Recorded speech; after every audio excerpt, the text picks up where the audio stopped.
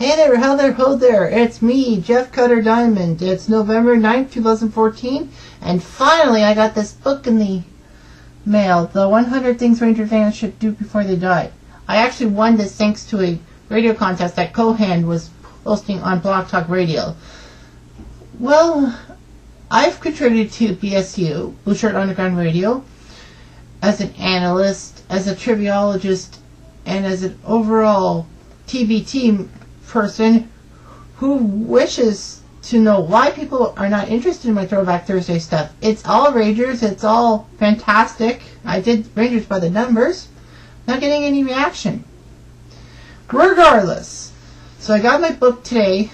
That came in the mail, so that's it was 9 days since it was shipped out. So here's what's going on. Now, in the book, there's these little gray things. See here, like that. Those are inserts and all that. I'm going to go through every one of the inserts and give my opinion on each one. I am not going to do the 100, like a review of the 100 Ranger things, because technically I haven't gone through the book yet. So I'm going to give my 2 cents, or my, I guess you can call it my 3.5 cents Canadian about this. So anyway, here's the book. Okay, so one of the first inserts was Coolest Trip on Earth. That in '94, the Rangers Stanley Cup, you know, taking it all the way through, they're partying and all that. The Hulk created the position, the keeper of the cup, to keep an eye on the cup at every photo op. So basically, the '94 Rangers kind of made security around the cup a bit more tight back in '94. So anyway, the next one's this Fred Parker guy who said something about the Persian Gulf. And I snuck down off the flight deck in between bomb loads to let me know who won the game, when they won in Game 7. Okay.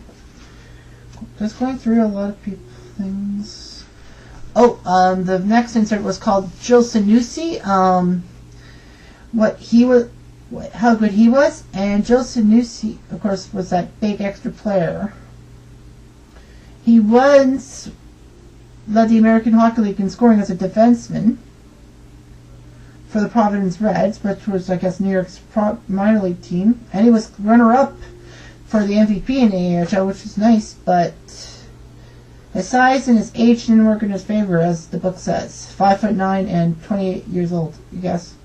And then he played alongside Oren Park on Don Cherry's team, but Sanusi didn't really get much of a chance. And then, of course, he was traded to the Blues. Another insert is Hart Trophy winners. The Rangers only having 4 in their history: O'Connor, Chuck Rayner, Andy Bathgate, and Mark Messier. I guess I should have said Buddy O'Connor. So anyway, not a lot for the original 16. Like Montreal and Boston with the Hart Trophies and all them. Toronto hasn't had a Hart Trophy winner since, what was it? The guy's name in 1938. Gordy Drillin. No, wait, that was Ross. I don't know when the last time a Leaf was won a Hart. Okay, some pro tribute. Let's report. For one fan, a great souvenir. This insert makes me cringe because, of course, that happened in Game 2 of the 71 playoffs, and you know the Leafs and the Rangers battled each other in the playoffs. Of course, Vic Hadfield threw Bernie Perrant's mask and threw up in the stands. I thought it was Jacques Plant's mask, I thought. But anyway, it is Bernie Perrant. And Jacques Plant played the last minutes of the game, but the Rangers... says the Rangers won that game. No. That's a mistake. Didn't the Leafs win Game 2? I remember. It was 4-1. That was actually a critical error. I apologize for saying it, but anyway. No, the Leafs won 4-1. I remember that. But the Rangers still won that series in 6 games as is. Let's see here. Oh, this is Mike Richter. The Mike Richter Award awards the top goaltender in NCAA men's hockey.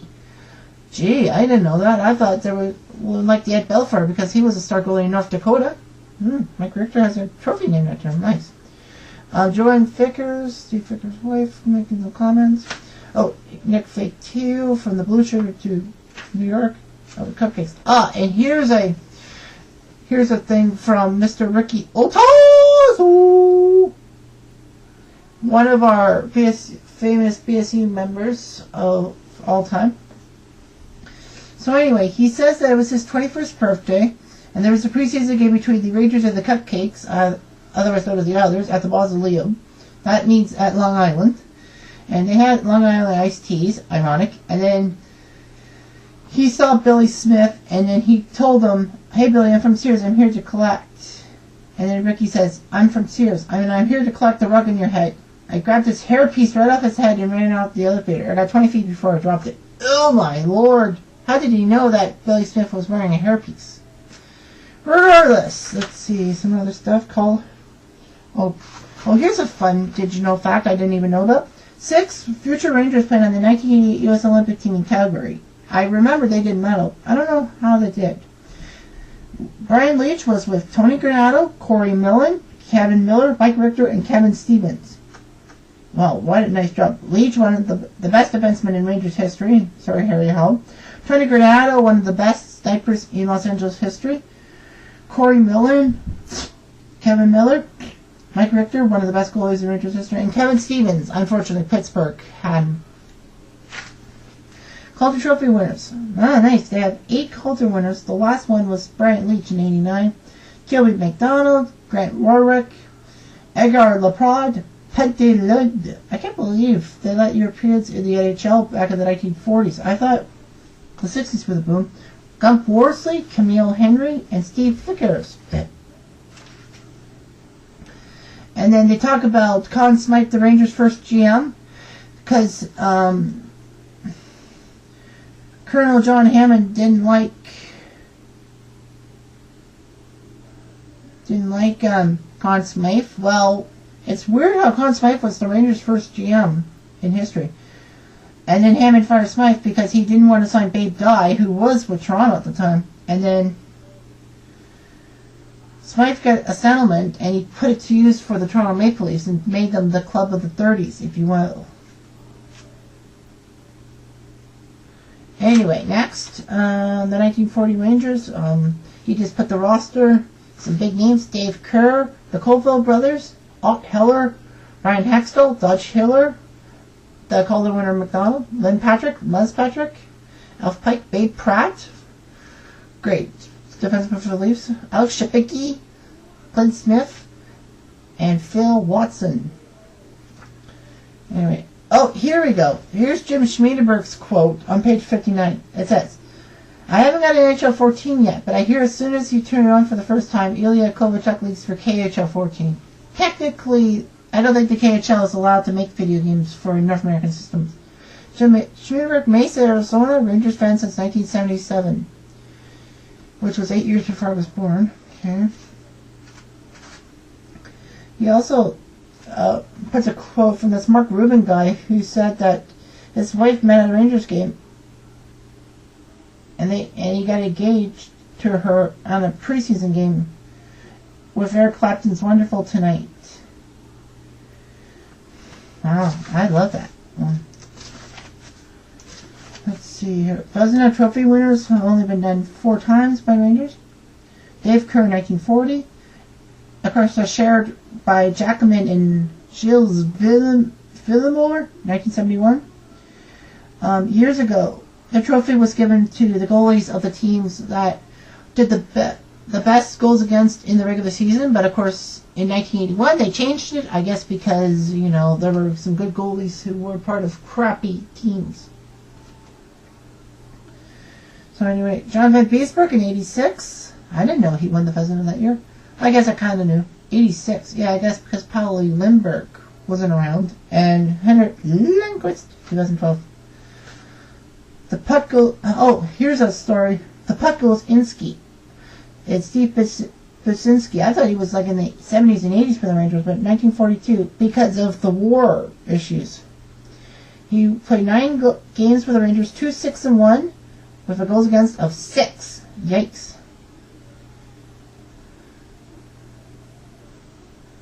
So, anyway. Oh, tell you a story about how Brzezinski was knocked unconscious on the play, and that would have meant no goal for the Leafs.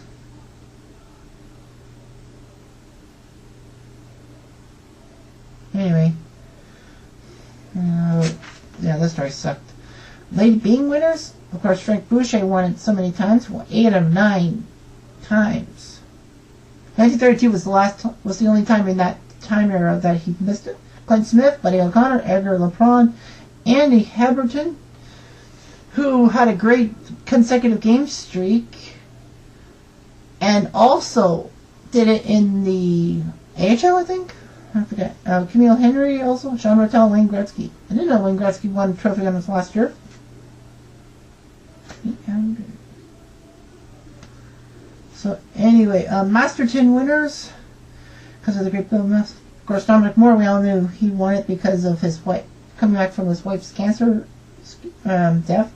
Sean Rattel, Roger Bear, Anders Hedberg. Anders Hedberg. I don't know how he won that one. And Adam Graves. Adam Graves, I guess, deserved it. But Anders Hedberg? I don't know what he did. Sorry about that. So anyway,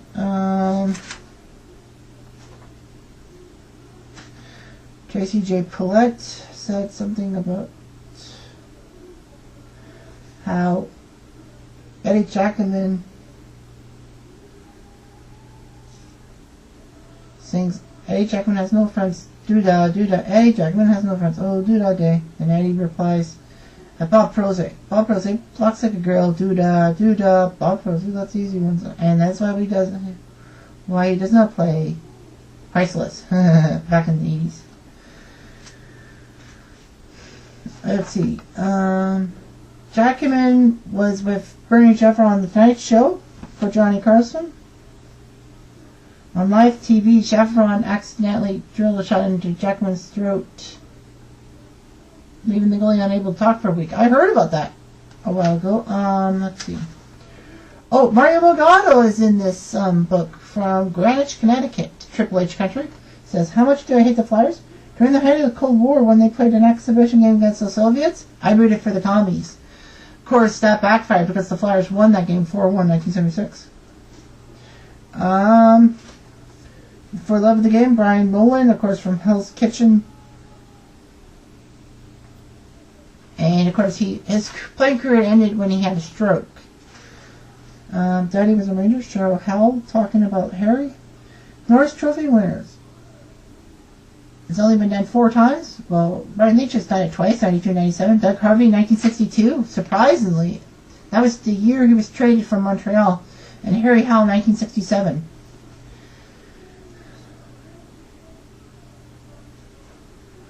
Rangers of the 2004 Olympics, they had 7.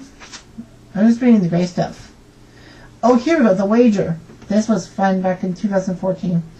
Honoring their end of a bet with Tonight Show host Jimmy Fallon, the Habs had to change their Twitter avatar to a photo of Fallon's choosing after they lost to the Rangers in the conference finals. Fallon selected a shot of King Hendrick playing guitar. Then the Habs had to tweet 10 pictures of UP walking on Montreal in a Rangers jersey. If the Habs had won that conference final, Fallon would have had to wear a Canadiens jersey during the monologue. Of course, that series was big because of the... Was it Derek Stepan? Or was it Kreider? No, Kreider hitting Carey Price. I mean, I know that Montreal was the only Canadian team in the playoffs, but as a Leaf fan, you gotta hate them. And a Ranger fan, too. Adam Gunmacher has a book.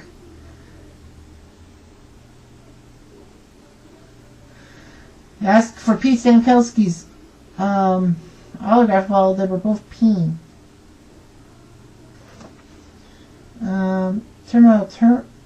Turmoil about Sean Avery. Doesn't say anything about... Oh, comments that turned out to the league. That was the sloppy seconds one. Worst trade ever. He had so many major trades. I'll talk about that later. I'm just going to write down. Okay. I'll do Rangers Hall of Fame. All of them. I can't see all of them, obviously. Unlucky 11. All Samuelson spent so much time in the IR that he changed his number from 11 to 19.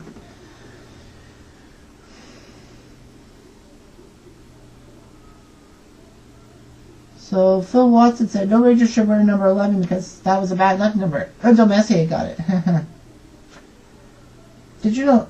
Oh, Lester Patrick had his own board game. Released in 1939, the official hockey game came with a board that looked like a rink, special dice, 2 metal nets, and a wooden puck.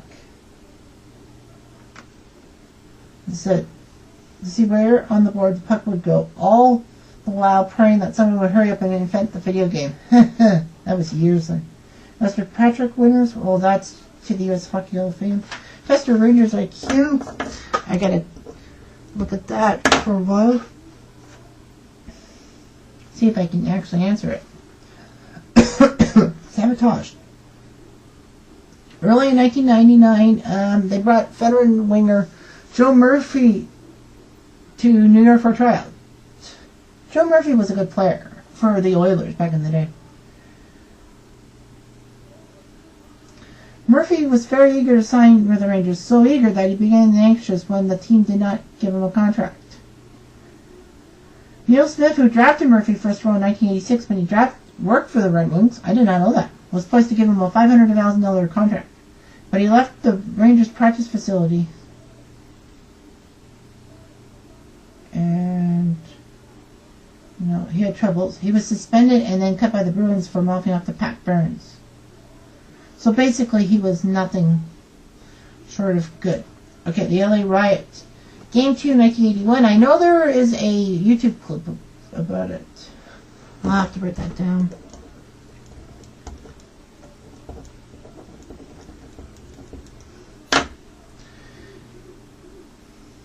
And the Kings won that Game 2 game by Dean Hopkins, but the Rangers ended up winning that series 3-1 as is.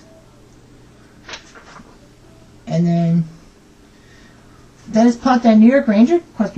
Yes, Mike Keenan really did ask ex-Islander Dennis Potvin to come out of retirement and play for the Rangers. The Rangers were in Florida late in the 93-94 season when Keenan, overstepping his bounds as coach, mentioned that he thought Dennis could help the power play. Oh my God. I was shocked. He was 40 years old. He needed... Even if Potvin said no, it would send a message that the coach was still not satisfied with the players in the Rangers dressing room and was willing to look outside their organization for help. Some kind of tactic. Okay, the Mafia line, the two Dons, Murdoch and Maloney. Of course, Murdoch had drug issues, and Don Maloney was okay. The 06 Rangers with 7 Czechs. People from Czech Republic, including Peter Pruka, Martin Rushinsky, and Peter Sikora. I should say disappointments. Broadcasters. Big Whistle Bill Chadwick, of course, one of the best Rangers broadcasters of all time. Retired numbers at the Garden, they have 8. They have Gilbert's number 7, Jackman's number 1, Richter's 35, Messier's 11, Leach number 2, Graves number 9, with Bathgate number 9, and Harry Howell number 3. Okay, okay. Tony Leswick, who had a lot of issues. He, of course, 4 years later, in 1954, scored the cup-winning goal for the Red Wings. And then, okay, last one. It's Domi, not Dummy. And then, this is on YouTube, too. October 1995, Ty Domi played for the Leafs against the Rangers, and he had a big grudge over Alf Samuelson, which is fine by me. So, anyway, Domi skated up to Samuelson, kept his glove and sucker punched Alf, and got him an 8-game suspension. But in the eyes of fans who have been waiting years to see the big sweet kid has come up, and Domi's a hero, not Ranger fans. Alright, so that's the end of that. Hopefully there'll be a part 2. If you guys want me to do a part 2, I will definitely do a part 2 later on, somehow. Hey there, hello there. It's Jeff Cutter Diamond with part 2 of my 100 Ranger Things sidebar stories. Not the actual 100 stories. If I have time, I will summarize the 100 main stories that Russ Cohen and Alan Reeder did. Okay, so picking up where I left off, they were talking about the top 5 questions the New York media never got the chance to ask Torts. And that is to, are you still in touch with Sean Avery? Exactly what does Mike Sullivan do? You often talk about the team eating more jam. What's your favorite flavor? God. Larry Brooks really killed you in the Post. Did you read it? And seriously, John, what does Mike Sullivan do? A great Blue Shirt Underground moment with Jim and Eddie. Of course, they badmouthed Mike Sullivan all the time, and we all did. Even I did. Okay, so let's see here. And then in the one part they said, ooh la la, Sassoon. They talked about Ranger Pitchman. I didn't really get it all. Let's see here. They talked about Ching Johnson, thinking he was a Chinaman, but he was from Ireland. A lot of big things. Oh, the story Axel Gump. When Gump Worsley, former Ranger goalie, went to MSG on March 12, 1967, when he was part of the Habitants. He gave up a goal to Sean Rattel, and then later on, moments later, a fan hurled an egg at Worsley from 100 feet away, spawning the right side of his face with yolk. Gump left the game, and Rogi Fashon came in for him. And Gump refused to press charges because the guy got lucky. And then they were talking about Ranger All-Star MVPs. 5 times a Ranger has been named MVP. All after 1984. The first one was Don Maloney, 1984, in New Jersey, of all places. Mike Gardner in 1993, of course, that 16-6 romp in Montreal. Mike Richter for his great job in the All-Star game of 94 in New York City. Wayne Gretzky, his last ever All-Star game. Obviously, they were going to give it to him. And Marion Gaborik in Ottawa when he got a hat trick. I didn't know he got a hat trick. I thought he only had 2 goals. And, you know, they talked about the Capitals. They said the Capitals. I don't know, but has BSU actually did something with the Capitals before I came here to BSU in 2010? Because I feel like they're stealing my bit, Capitals. But as is, it's alright. And then they talked about Trader Phil versus Trader Neil, and that Phil Esposito had 43 trades in 3 seasons, and Smith made 102 trades in 11 GM seasons. Espo beat him 14 trades to 9. Let's see here. On the Russia. Talked about, in the book, they talked about all the places to have Ranger games. I'm just doing the gray box stories, and then I'm just going to review the top 100. Noise pollution. Oh, this dude, Dolgan, East Windsor, New Jersey, Ranger fans in 62.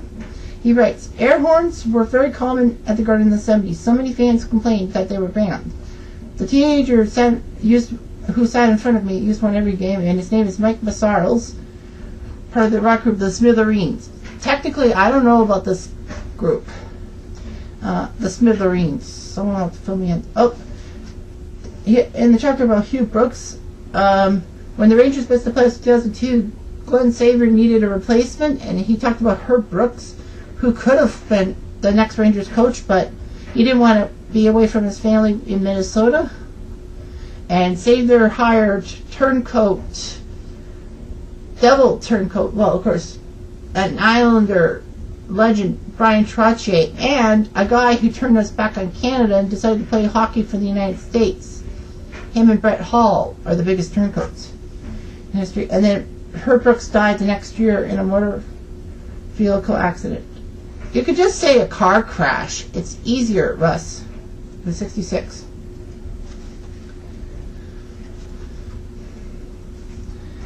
Okay. Oh, this one girl. James Valensanuel from Maricopa, Arizona. He says, in 1999, my wife gave birth to her first child. We named her Destiny, and she was baptized in a Rangers jersey. At her baptism, the parents and my stepdaughter all wore our Rangers jerseys. Years later, as Destiny learned about hockey, she went to me and says, Daddy, I like the Penguins. They're cool. I called my lawyer friend, wanting to sue the doctor who delivered her. God does have a sense of humor. Wow, I can't believe that has happened. It's kind of like the story of the elementary school teacher who intimidates her kids so much they raise their hands because they want to cheer for a team, like the New York Rangers, and then this cool little boy wants to be is really a Devils fan and agitates the teacher too much. I think you've heard that story. If you saw my comedy routine back earlier this year in 2014, you would know what I'm talking about. Ed Stein from Gallatin, Tennessee. This one. My first game at the Garden with all my parents was a win for the Rangers and for me. I bought an entry in the section pool. To get it in, you paid a few bucks to pick a piece of paper out of the bag. Each piece of paper had a uniform number on it. And if that player was the first to score, you won the pool. I pulled Reiho Russolainen. And then he scored a goal. And he forgot he got the pool. To the section pool. That was kind of cool. Talked about Mudge's Square Garden. What? Perhaps the most... fan cave. The best fan cave is Bill Mudge of Commack, New York. Bill completed Mudge's Square Garden. It features stadium seating from the old Commack Arena, home of the Long Island Ducks. Well, Long Island Duck. A turnstile from Playland, a full bar, and countless pieces of memorabilia. So he has sticks signed by Mike Richter and Adam Graves, a glove by Mark Messier, and some of the other guys from '94. Wayne Gretzky jersey, Lundqvist jersey, lots of stuff. He's had season tickets for 23 years, but thanks to rising costs, he had to give them up. When Craig Campbell and Paul Coffey from the Hockey Hall of Fame came in and saw the basement, they said it was the best hockey place they've ever seen, and they've been in millionaires' homes too. Wow. So anyway, let's see. Talks about any more great? Oh, Phil Chanowski, Old Bridge, New Jersey. He says the game in which Terry Sawchuk shut out the Penguins was the first sporting event I ever went to. Years later, Rochelle Barrett told me that he was in Rome on vacation when one of the hotel managers told him that his goalie had passed away. And for 2 days, Rod was trying to look for a newspaper to find out what happened to Ed Jockman. Of course, he didn't realize that Terry Sawchuk was a Ranger goalie, too. I mean, when you think about Ranger goalie in 1970, you think Ed Jockman first. Okay, Jessica Laporte of New Jersey, Ranger fan since '85, says, every single shift, Ryan Callahan went out there and showed why he was the heart and soul of the Rangers. I loved him as a player and always will. The trade hurt my heart a lot. And the BSU chat room would definitely disagree with this sentiment, saying, oh, well, but you. I mean, we really were ripping on Callahan. I kind of ripped on the group because why would we get a over-the-hill Martin St. Louis, who could be a massive disappointment? Because as Ranger fans, you should be realizing about all these great players who were massive disappointments and all that when they came to the Big Apple. Of course, I got proven wrong. And the worst time I was proven wrong was when Alan Vigneault was hired. Of course, I went on the radio, I went on BSU and said that the Rangers have had troubles with French-Canadian French-Canadian coaches, which was historically true until last year. So, yeah. Let's see. Oh, here we go. Rob Coppola, Phoenix, Rangers fan since 1976, says, I broke my hand in 2006, just 4 days before the Rangers were going to retire Messier's number at the Garden. I didn't tell work because if I called out sick, I wouldn't be able to attend the game. At the time, I was a cop for the NYPD, and when you call out sick, you're only allowed to be out of your house for 4 hours a day, and no later than 8 p.m. After 8 o'clock, they check up on you, and if you're not home, you're suspended. So I worked for 4 days with a broken hand. The day after the ceremony, I called out sick and missed the next 5 weeks.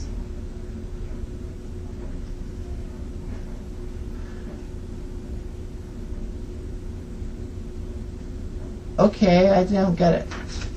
So anyway, Grey Bar Herb Carnegie, of course, the young black player for the Quebec League.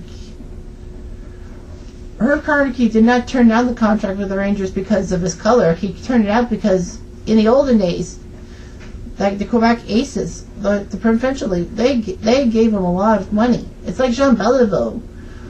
Like before he joined the Habitants, he reluctantly declined for 2+ years because he was getting more money in Quebec City than in Montreal. Anyway, here we go. This is the farms. They don't talk about the Kitchener Rangers? Fuck. Stadium series. Oh, here we go. Rangers Kings beat the odds at Vegas exhibition. This is not the 100 stories. This is just the great part. September 27, 1991, the Kings and Rangers played in the parking lot of Caesars Palace, and the Kings won 5-2. In 80-degree heat, 13,000 fans packed in the stands wearing shorts and T-shirts to watch this event, which saw the ice damaged by a protective tarp. Of all the challenges league officials expected to encounter in staging an outdoor game in the desert, there was one that they did not anticipate: bugs, aka grasshoppers. Great joke of that game was when Ty Domi had a breakaway on Kelly Rudy. He lost control of the puck and fell because he slipped on a grasshopper. I didn't really see that part. I know I have a copy of the Vegas exhibition game, but I don't remember that happening. Let's see here. Oh, here we go. Red Garrett. Oh,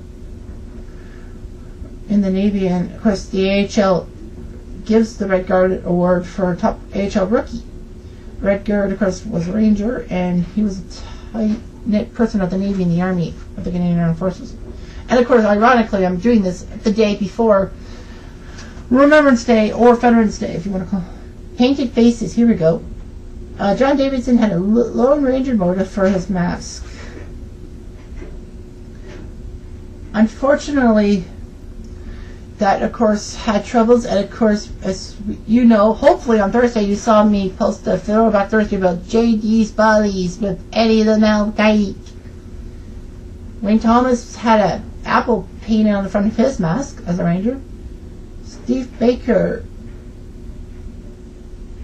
mask was one of the earliest to feature a specific geographic location, the Empire State Building. John Van Beesbrook had the entire Manhattan skyline painted on his mask, with a swarm of bees flying overhead. He got to wear it for 1 year in 1993.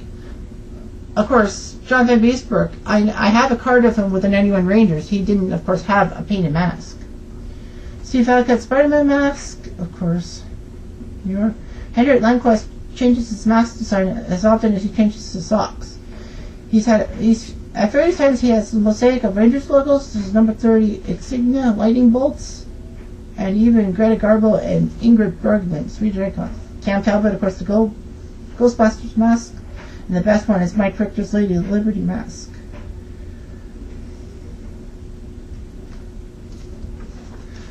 Who was Lars Erik Sjöberg? Sjoberg. Another story. One of the best defensemen ever in the WHA for the Winnipeg Jets, and he was a scout when he died of cancer, and the Rangers created a award to the best rookie in training camp. Past winners are Derek Stalpan, Mark Stahl, Nick Sudstrom, and Michael Richter. And they had a Did You Know? Did you know that Derek Stalpan was just the fourth player in NHL history to score a hat-trick in his first game?